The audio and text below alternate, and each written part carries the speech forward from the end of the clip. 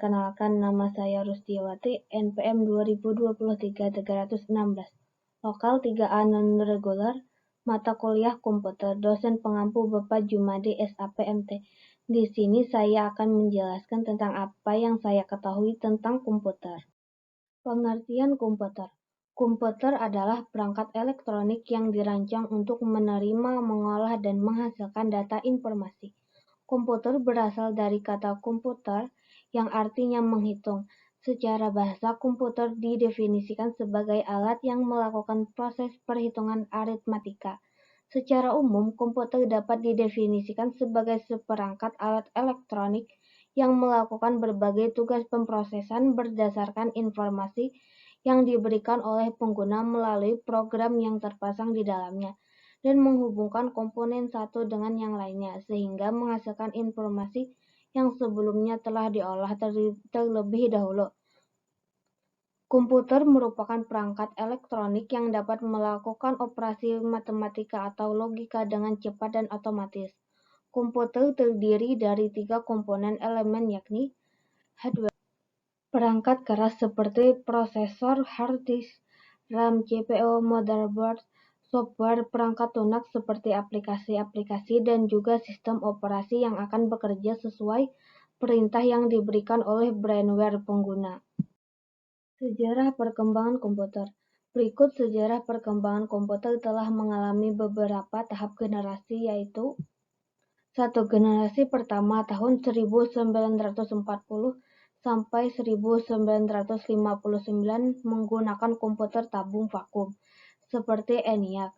2. Generasi kedua tahun 1959 sampai 1965 menggunakan transistor. Komputer lebih kecil dan efisien. 3. Generasi ketiga tahun 1965 sampai 1971 menggunakan sirkuit terpadu IC, meningkatkan kecepatan dan kapasitas. 4. Generasi keempat tahun 1971 sampai 1980 menggunakan mikroprosesor memungkinkan komputer pribadi serta pengembangan sistem operasi dan software. 5. Generasi kelima tahun 1980 sampai sekarang fokus pada kecerdasan buatan AI, komputasi kuantum, dan Internet of Things (IoT). Perkembangan komputer terus berlanjut dengan inovasi-inovasi baru yang menjanjikan seperti komputasi awan dan teknologi blockchain, menjadikan sejarah komputer sebagai salah satu bidang paling dinamis dalam teknologi. Komputer ini semakin canggih, portable, dan terhubung melalui internet, memfasilitasi berbagai aspek kehidupan sehari-hari. Jenis-jenis komputer. Komputer memiliki beberapa jenis-jenis komputer, yaitu sebagai berikut. 1. Komputer desktop, komputer yang dirancang untuk ditempatkan di atas meja dan biasanya digunakan di rumah, kantor, atau sekolah. 2. Komputer laptop, komputer yang lebih portable dari desktop karena menggunakan baterai sebagai sumber daya listrik. 3. Komputer tablet, komputer genggam yang lebih portable dari laptop dan menggunakan layar sentuh. 4. Komputer server, komputer yang dirancang untuk tugas-tugas yang memerlukan pemrosesan grafis yang intensif. 5. Superkomputer, komputer terkuat yang pernah ada. 6. Netbook, komputer yang memiliki ukuran kecil dan mudah dibawa kemanapun. 7. PDA, komputer yang terintegrasi dan menggunakan flash memory untuk menyimpan data. 8. PC table, komputer portable yang berukuran seperti buku sehingga dapat dibawa kemanapun. Komponen-komponen komputer. Komputer memiliki beberapa komponen-komponen, yaitu komponen komputer perangkat keras hardware, yaitu 1. Mainboard, 2. Prosesor CPU, 3. Hard disk HDD, 4. Solid state drive SSD, 5. Random access memory RAM, 6. Optical drive CD atau DVD, 7. Floppy disk, 8. VGA card kartu grafis, 9. Sound card, 10. keyboard, 11. mouse, 12. scanner, 13. printer, 14. speaker, 15. monitor, 16. webcam. Komponen komputer perangkat lunak software, yaitu 1. Sistem operasi Windows, Mac OS Linux, 2. Program tambahan, antivirus, utilitas, aplikasi pengedit gambar atau perangkat lunak manajemen proyek, dan lain-lain. 3. Bahasa komputer. 4. Program aplikasi Microsoft Office, browser, game. C. Komponen komputer brainware yaitu 1. Hardware engineer. Hardware engineer adalah seseorang yang memiliki keahlian lebih dalam menangani perangkat keras atau hardware komputer. Orang-orang ini bertanggung jawab dalam pengembangan dan pembuatan hardware baru yang lebih canggih dan dari versi sebelumnya. 2. Software engineer. Software engineer adalah seseorang yang memiliki keahlian dalam bidang pembuatan software komputer. Umumnya posisi ini diisi oleh programmer handal yang menguasai berbagai bahasa pemrograman komputer.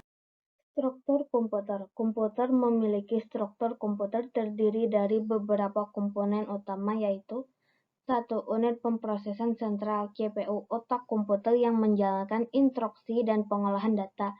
2. Memori, tempat penyimpanan data sementara RAM dan penyimpanan permanen hard disk SSD. 3. Motherboard, papan sirkuit utama yang menghubungkan semua komponen. 4. Perangkat input, alat untuk memasukkan data seperti keyboard dan mouse.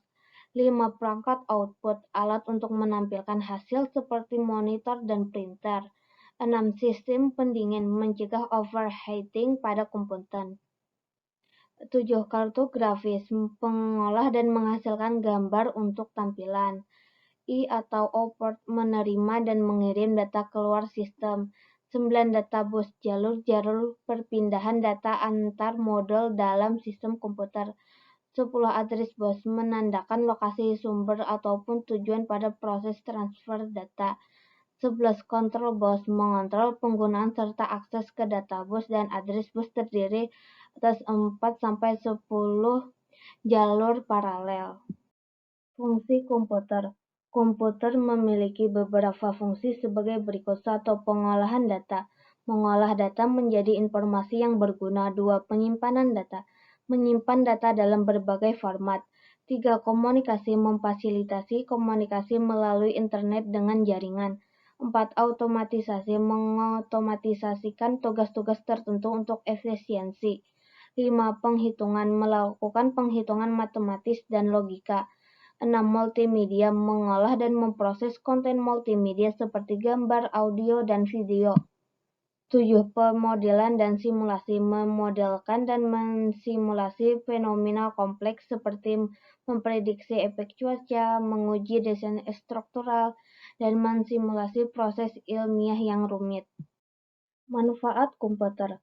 Komputer memiliki beberapa manfaat antara lain yaitu 1. Efisiensi dan kecepatan, mempercepat proses pengolahan data dan penyelesaian tugas.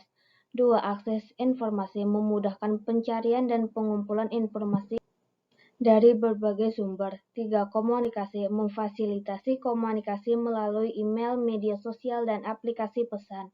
4. Penyimpanan data, menyimpan data dalam jumlah besar dengan aman yang terorganisir. 5. Pembelajaran, mendukung proses pembelajaran melalui e-learning dan sumber belajar online. 6. Kreativitas, membantu dalam desain grafis, musik, dan pengembangan konten multimedia.